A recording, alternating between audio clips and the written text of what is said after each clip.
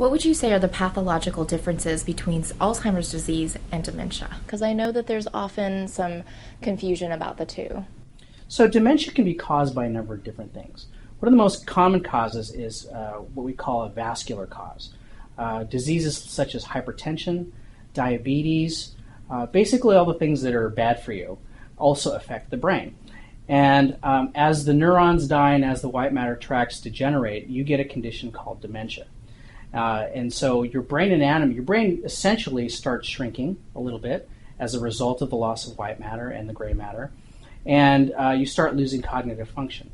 Most of those cognitive functions are happening in a part of the brain up here called the frontal lobe. That's where you are having your functions of being able to make decisions, being able to plan your day, things like that. And when someone has dementia, they often lose those kinds of faculties. They don't always lose memory, but it can happen. The thing about Alzheimer's disease, the distinctive pattern, is that you lose the memory first, and then you lose the ability to make those types of executive functions or those types of decisions. So in the end, the dementia will look the same, but the pattern of how it emerges is very different. And that's related to how the brain experiences its damage. How are they treating Alzheimer's disease, since you said there was no cure? As someone starts developing Alzheimer's disease, it really looks no different than dementia. But dementia itself and Alzheimer's disease dementia have two different pathological pathways, even though they might look the same. So it's very difficult actually for physicians to figure out, what does your loved one have?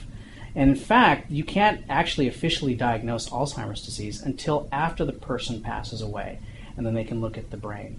So right now they are trying to figure out what they can do as people come in, what cognitive stages are they at, and unfortunately there's no magic bullet, there's no certain treatment that you can do for Alzheimer's disease. So currently what they're doing is just trying to manage the disease and manage the person's life, which doesn't leave much hope for someone who knows that the end point could be 5 years down the road, 10 years down the road, 15 years down the road. And right now, even when you develop Alzheimer's disease, you can always start on the good measures that you can have. Try to exercise your brain, try to have a good diet, try to get as much exercise as you can. That's all we can do right now. There's no pharmacological treatment for Alzheimer's disease. What is some of the research currently being done for Alzheimer's disease? There's a lot of research that's going on, and they are attacking the disease from many different angles. The first is to try to figure out if we can stop the deposition of plaques and the formation of tangles. Certainly, since that's been shown to be a primary part of the disease, then that would be a good place to start. The other place we can look at preventing Alzheimer's disease, as I mentioned, is can we figure out a good diet or a good preventative regimen that will affect the brain anatomy? Since physiology and anatomy are very much related, perhaps affecting the physiology will help in that. So that's why you hear a lot of stories about you should eat more salmon, you should have more blueberries, things that are high in antioxidant qualities will all help the brain.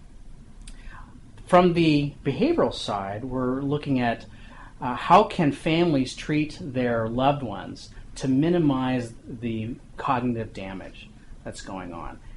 Once we know that Alzheimer's disease sets in, is there anything that we can do? And that research is a little bit amorphous, although it's definitely moving in a good direction because it's what people can relate to. The other thing that people are trying to unlock is what is happening just in normal aging. Because if we can understand how we age normally, then we can look at Alzheimer's disease and see what's different. Okay. Doctor, I know you said that there's not currently a cure. However, are there preventative measures that people can take to prevent those plaques and tangles from happening? A great question. There was just an article in the LA Times today that some researchers were telling an audience at an international convention in Hawaii that there is no definitive preventative measure that you can take to prevent Alzheimer's disease. However, there are 3 things that scientists know can prevent dementia in general, which would help anyone who has a possible risk of Alzheimer's disease. The first is to eat a good diet. And by a good diet, we're talking about a diet that's high in omega-3 fatty acids and low in high cholesterol, a Mediterranean type diet. Number two, to keep your brain active. As you know, with a muscle, if you don't use your muscles, they tend to atrophy, they tend to waste away. The same thing happens with the brain. And number three, get a good, decent amount of exercise. As you stay physically active and mentally active, those are things that we know help prevent other diseases that can contribute to dementia in general. Are they linked to Alzheimer's disease? We don't know exactly, but we know that they're related. Is there a cure for Alzheimer's disease? Unfortunately, the answer to that is a resounding no. But there are so many people that are working on the cure to Alzheimer's disease that I'm confident it'll be found sometime in our near future. There are a few things that need to be unlocked. First of all, what exactly is the genetics behind Alzheimer's disease? And how does that manifest in terms of the plaques and tangles that I told you about earlier? And then what exactly are those plaques and tangles doing? We know what they would do normally, and we know that they appear in Alzheimer's disease. But we also know that even in people with advancing age, they also get plaques and tangles, but not at the same severity or in the same pattern as people with Alzheimer's disease. So as soon as we can figure out those kinds of keys, and also looking at the brain anatomy and how that's related to cognitive function, I think we can do a better job at finding a cure. How would you say these things manifest themselves in the human body? Well, it's really interesting that you asked that, because the disease is very insidious. It starts very slowly, in most cases, and then progresses. So your grandparent might start acting a little funny. All of a sudden they're not able to keep track of their checkbook, of the accounting, or even where the checkbook might be. As the disease progresses, you might find something like an iron in the refrigerator. Very unusual behaviors. And then as the disease progresses to its advanced stages, the person's not able to function at all. They lose memories of their loved ones, of any significant memories that they might have, and any day-to-day tasks become impossible for them. What is the neuropathology associated with Alzheimer's disease? The neuropathology comes in a microanatomy and a macroanatomy form. The microanatomy is the accumulation of plaques and tangles. Again, the plaques occur outside of the neurons, and they crowd the space of the normal milieu of the neurons, and the tangles happen in the neurons, and they act as the scaffolding of these neurons. And when the scaffolding falls, the cell falls.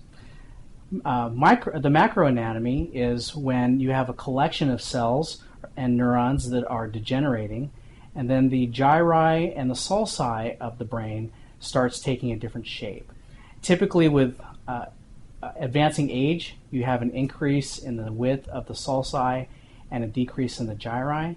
With Alzheimer's disease, that pattern is very specific. It starts in the temporal lobe and then moves on its way towards the parietal lobe and the frontal lobe. And as the anatomy changes, then the function of the brain also changes.